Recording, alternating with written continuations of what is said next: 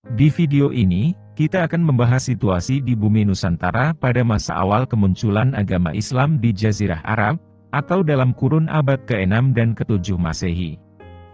Tapi seperti biasa, sebelum lanjut menonton, pastikan telah melakukan subscribe terlebih dahulu.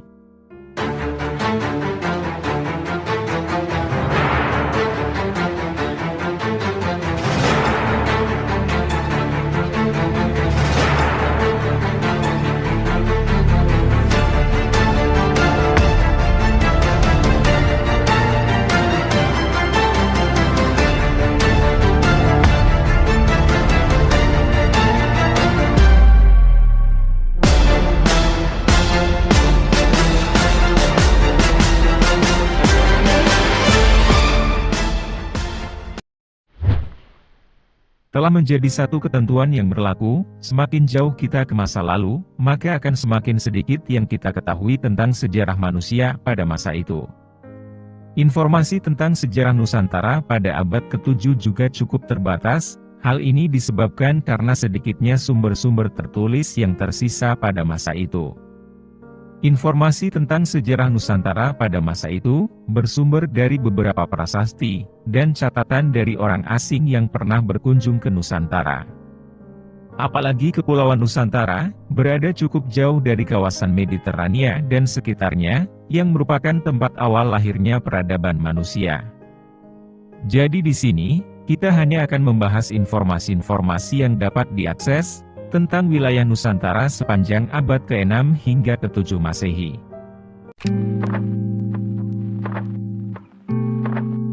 Dari sudut pandang dunia secara umum, abad 6 dan 7 Masehi merupakan periode yang penuh gejolak.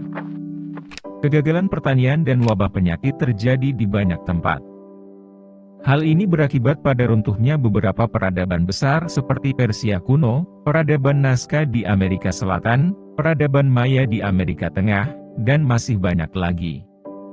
Periode ini juga ditandai dengan perpecahan yang terjadi pada Imperium Romawi. Sehingga terjadi kekosongan besar dalam penguasaan politik dunia, akibat kemunduran yang dialami Persia dan Romawi. Situasi buruk ini dipicu oleh ledakan Gunung Krakatau Purba, yang terjadi pada sekitar abad ke-5 Masehi. Ledakan ini sangat dahsyat dan menciptakan Selat Sunda, atau membelah Pulau Jawa dan Pulau Sumatera. Ledakan vulkanik ini menimbulkan ketidakseimbangan iklim berkepanjangan, yang menyebabkan kegagalan pertanian di seluruh dunia. Ditambah lagi, abu vulkanik yang terperangkap di atmosfer membuat suhu bumi menurun drastis, memicu kemunculan wabah penyakit dan kematian massal. Jika ledakan vulkanik ini menciptakan dampak sedemikian hebat selama ratusan tahun ke seluruh dunia, maka situasi di Kepulauan Nusantara pun kemungkinan juga sedang kacau. Bencana vulkanik ini turut menghasilkan kehancuran ekologis, agrikultur, hingga sosial politik Kepulauan Nusantara. Selain ledakan Gunung Krakatau Purba, faktor kunci yang berpengaruh besar terhadap jalannya sejarah Nusantara adalah penyebaran agama Hindu dan Buddha. Wilayah Nusantara, sama halnya seperti kawasan Asia Tenggara yang lain, mengalami pengaruh kuat dari kekuatan politik di India. Berbagai peninggalan yang bercorak Hindu dapat ditemukan di berbagai wilayah Nusantara. Peninggalan ini berasal dari awal abad Masehi hingga abad 12. Jadi dapat disimpulkan, pada abad ke-6 dan ke-7, pengaruh Hindu terserap dalam banyak kebudayaan Nusantara. Berbagai komunitas masyarakat, hingga kerajaan bercorak Hindu, muncul dan menghilang di berbagai pulau. Ada beberapa kerajaan yang diperoleh informasi singkat seperti Kerajaan Kutai di Kalimantan, Kerajaan Sunda, Kerajaan Tarumanegara dan Kerajaan Kalingga. Namun, periode ini belum melahirkan satu imperium besar. Kerajaan besar yang cukup dikenal dalam interaksi internasional pertama adalah Kerajaan Sriwijaya. Namun Kerajaan Sriwijaya berkembang satu abad setelah abad kemunculan Islam.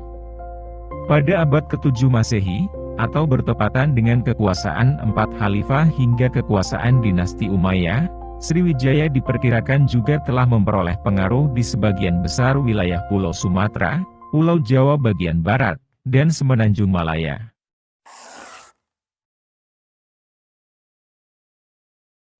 Kondisi geografis Nusantara yang terdiri dari banyak pulau, serta garis pantai yang cukup panjang, membuat masyarakat Nusantara sejak lama telah mengembangkan kebudayaan maritim.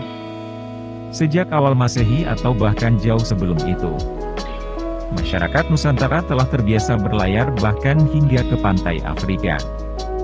Komoditas asal Nusantara juga telah lama diperdagangkan hingga ke Eropa. Abad ke-6 dan ke-7 Masehi, ditandai dengan semakin regulernya hubungan perdagangan antara Cina dan Nusantara. Hal ini diperkuat karena adanya gangguan pada rute perdagangan darat di Asia Tengah. Sehingga pasar ekonomi Cina mulai lebih banyak bergantung pada jalur laut selatan, yang terhubung dengan Nusantara. Dengan semakin majunya hubungan perdagangan dengan Cina, pelabuhannya di wilayah Sumatera menjaga semakin ramai. Kemungkinan inilah yang menyebabkan abad ke-6 Masehi, menjadi titik kemunculan imperium besar pertama di Nusantara yaitu Sriwijaya. Kerajaan ini dapat berkembang karena ekonomi mereka ditopang oleh perdagangan laut yang maju. Kesimpulan yang dapat kita ambil, pada masa yang berbarengan dengan kemunculan agama Islam, wilayah Nusantara baru saja mengalami bencana alam supermasif, yaitu ledakan Gunung Krakatau Purba yang terjadi 1 abad sebelumnya.